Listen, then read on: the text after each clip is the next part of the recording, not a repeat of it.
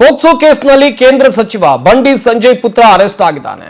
ಕೇಂದ್ರ ಸಚಿವ ಬಂಡಿ ಸಂಜಯ್ ಪುತ್ರ ಬಂಡಿ ಸಾಯಿ ಭಗೀರಥ್ ಬಂಧನ ಆಗಿರುವಂತದ್ದು. ಸ್ವತಃ ಮಗನನ್ನ ಸರೆಂಡರ್ ಮಾಡಿಸಿದ್ದಾರೆ ತಂದೆ ಬಂಡಿ ಸಂಜಯ್. ಪೋಕ್ಸೋ ಕೇಸ್ ಆರೋಪ ಕೇಳಿಬಂದಿತ್ತು. ಸದ್ಯ ಕೇಂದ್ರ ಸಚಿವನ ಪುತ್ರ ಅರೆಸ್ಟ್ ಆಗಿದ್ದಾರೆ ಎನ್ನುವಂತ ಡೀಟೇಲ್ ಸಿಗ್ತಾ ಇದೆ.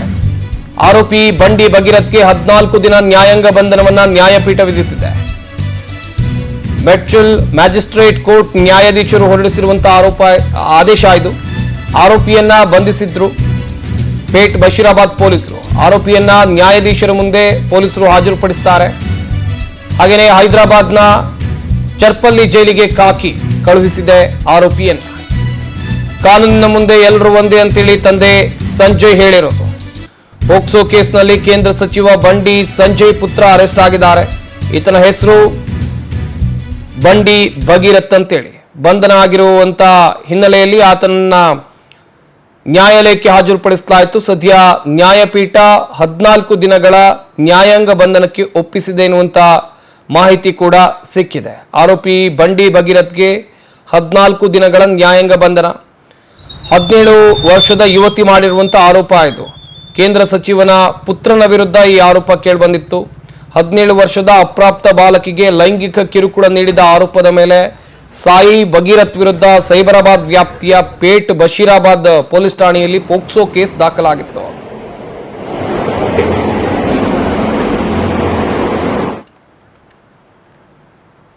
ಈ ಬಗ್ಗೆ ಇನ್ನಷ್ಟು ಮಾಹಿತಿಯನ್ನು ಕೊಡ್ತಾರೆ ನಮ್ಮ ಪ್ರತಿನಿಧಿ ಶಶಿಧರ್.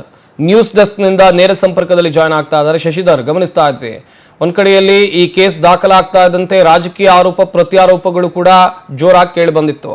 ಆದ್ರೆ ಈಗ ಕೇಂದ್ರ ಸಚಿವರೇ ತನ್ನ ಪುತ್ರನನ್ನ ಸರೆಂಡರ್ ಮಾಡಿಸಿದ್ದಾರೆ ಅಂತ ಹೇಳಲಾಗ್ತಾ ಇದೆ. ಡೀಟೇಲ್ಸ್ ಅನ್ನು ಕೊಡ್ತಾ ಹೋಗೋದಾದ್ರೆ ಸಂಪತ್ತು, ಈ ಒಂದು ವಿಚಾರದಲ್ಲಿ ಇಡೀ ದೇಶ ಒಂದು ಕಡೆ ತಲೆ ತಗ್ಗಿಸುವಂತ ವಿಚಾರ, ಮತ್ತೊಂದು ಕಡೆ ಕೇಂದ್ರ ಸಚಿವರು ತೆಗೆದುಕೊಂಡಿರುವಂತ ನಿರ್ಧಾರಕ್ಕೆ ಎಲ್ಲರೂ ಕೂಡ ಒಪ್ಪಿಕೊಳ್ಳಬೇಕು, ಎಲ್ಲರೂ ಕೂಡ ಸಂತಸ ಪಡುವಂತ ವಿಚಾರ. ಯಾಕಂತಂದ್ರೆ ನ್ಯಾಯಾಂಗದ ಮುಂದೆ ಎಲ್ಲರೂ ಕೂಡ ಒಂದೇ ಕಾನೂನಿನಲ್ಲಿ ಅಂತ ಕೇಂದ್ರ ಸಚಿವರಾಗಿರುವಂತ ಏನು ಬಂಡಿ ಸಂಜಯ್ ಕುಮಾರ್ ಅವರು ತೆಗೆದುಕೊಳ್ಳುವಂತ ನಿರ್ಧಾರ ತಮ್ಮ ಪುತ್ರನ ಮೇಲೆ ಗಂಭೀರವಾದಂತಹ ಆರೋಪ ಬಂದಿದ್ರು ಕೂಡ ಅವರು ನ್ಯಾಯಾಲಯದ ಮುಂದೆ ಹಾಜರಾಗಿ ಸ್ವತಃ ತಾವೇ ಪೊಲೀಸರಿಗೆ ಶರಣಾಗುವಂತೆ ತಮ್ಮ ಮಗನನ್ನ ಎಲ್ಲ ಒಂದ್ ಕಡೆ ಒಪ್ಪಿಸಿದ್ದಾರೆ. ಹೀಗಾಗಿ ಒಂದಷ್ಟು ರಾಜಕೀಯದಲ್ಲಿ ಚರ್ಚೆಗಳು ಕೂಡ ನಡೀತಿದೆ. ಯಾಕಂತಂದ್ರೆ ಏನ್ ಸಾಯಿ ಭಗೀರಥ್ ಮೇಲೆ ಗಂಭೀರವಾದಂತಹ ಆರೋಪ ಬಂದಿದೆ. ಶುಕ್ರವಾರ ಸಂಜೆ ಏನು ಸೈಬರಾಬಾದ್ ಪೊಲೀಸ್ ಠಾಣಾ ವ್ಯಾಪ್ತಿಯಲ್ಲಿ ಅಂದ್ರೆ ಹೈದರಾಬಾದ್ನ ಹೊರಭಾಗದಲ್ಲಿ ಒಬ್ಬ ಅಪ್ರಾಪ್ತ ಯುವತಿಯ ಜೊತೆ ಅಸಭ್ಯವಾಗಿ ವರ್ತನೆಯನ್ನ ಮಾಡಿ ಲೈಂಗಿಕ ಕಿರುಕುಳವನ್ನ ಮಾಡಿದ್ದಾರೆ ಅಂತ ಹೇಳ್ಬಿಟ್ಟು ಒಬ್ಬ ಅಪ್ರಾಪ್ತ ಯುವತಿ ಸೈಬರಾಬಾದ್ ಪೊಲೀಸ್ ಠಾಣೆಯಲ್ಲಿ ದೂರನ್ನು ಕೂಡ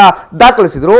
ಆಗ ಪೊಲೀಸರು ಕೂಡ ತಕ್ಷಣ ಎಚ್ಚೆತ್ತುಕೊಂಡು ಪ್ರಕರಣವನ್ನ ದಾಖಲಿಸಿಕೊಂಡು ಏನು ಸಾಯಿ ಭಗೀರಥ್ನ ಕರೆದುಕೊಂಡು ಬಂದು ವಿಚಾರಣೆಯನ್ನ ಮಾಡಿ ಪ್ರಕರಣವನ್ನ ದಾಖಲಿಸಿ ಈಗಾಗಲೇ ಆ ನ್ಯಾಯಾಲಯಕ್ಕೆ ಒಪ್ಪಿಸಿದ್ರು. ಆ ನ್ಯಾಯಾಲಯಕ್ಕೆ ಹೋದಂತ ಸಂದರ್ಭದಲ್ಲೂ ಕೂಡ ನ್ಯಾಯಾಲಯದಲ್ಲಿ ಅವರಿಗೆ ನಿರೀಕ್ಷಣಾ ಜಾಮೀನನ್ನು ಕೂಡ ಸಲ್ಲಿಕೆಯನ್ನ ಮಾಡಿದ್ರು. ರಾಜಕೀಯ ಪಿತೂರಿ ಇದು, ನನ್ನ ಮಗ ಯಾವುದೇ ಕಾರಣಕ್ಕೂ ಕೂಡ ಈ ರೀತಿಯಾದಂತ ತಪ್ಪನ್ನ ಮಾಡಿಲ್ಲ, ಇದು ರಾಜಕೀಯದ ದ್ವೇಷ ಮತ್ತೆ ನಮಗೆ ಮಾನಹಾನಿ ಮಾಡುವಂತ ಕೆಲಸ ಇದಾಗಿದೆ.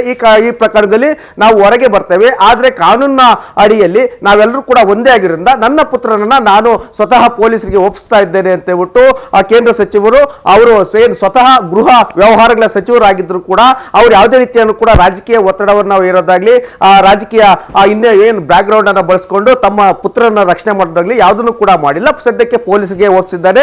ಸದ್ಯ ಸಾಯಿ ಭಗೀರಥ್ ಪೋಕ್ಸೋ ಪ್ರಕರಣದಲ್ಲಿ ಈಗ ಸದ್ಯಕ್ಕೆ ನ್ಯಾಯಾಲಯದ ಬಂಧನದಲ್ಲಿದ್ದಾರೆ. ಈ ಪೋಕ್ಸೋ ಅಂತ ಪ್ರಕರಣ ಬಂದಾಗ 18 ವರ್ಷದ ಒಳಗಿರುವಂತ ಯುವತಿಯರು ಯಾರೇ ಆಗ್ಲಿ BNS ಆಕ್ಟ್ ನಡೆಯಲ್ಲಿ ಲೈಂಗಿಕ ಕಿರುಕುಳ ಆಗಿರ್ಬೋದು, ಲೈಂಗಿಕ ಅತ್ಯಾಚಾರ ಆಗಿರ್ಬೋದು, ಇಲ್ಲ ಹೆಣ್ಣು ಮಕ್ಕಳಿಗೆ ಸನ್ನೆಯನ್ನ ಮಾಡಿರೋದಾಗಿರ್ಬೋದು, ಇಲ್ಲ ಅನುಚಿತ ವರ್ತನೆ ಆಗಿರ್ಬೋದು, ಈ ರೀತಿಯಾಗಿ ನನ್ನ ವಿರುದ್ಧ ಪುರುಷರು ಈ ರೀತಿಯಾಗಿ ನಡೆದುಕೊಂಡಿದ್ದಾರೆ ಅಂತ ಏನಾದ್ರು ಯಾರಾದ್ರೂ ದೂರನ್ನ ಕೊಟ್ರೆ ಅದಕ್ಕೆ ಯಾವುದೇ ರೀತಿಯಾದಂತ ಸಾಕ್ಷ್ಯಾಧಾರಗಳು ಅವಶ್ಯಕತೆ ಇಲ್ಲ.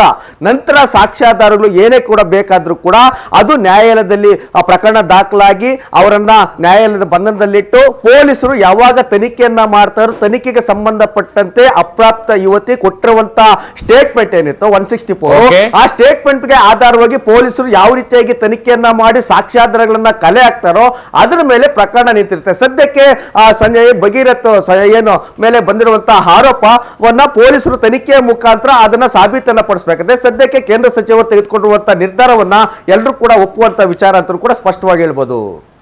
ಥ್ಯಾಂಕ್ ಯು ಶಶಿಧರ್ ತಮ್ಮೆಲ್ಲ ಡೀಟೇಲ್ಸ್ಗಾಗಿ.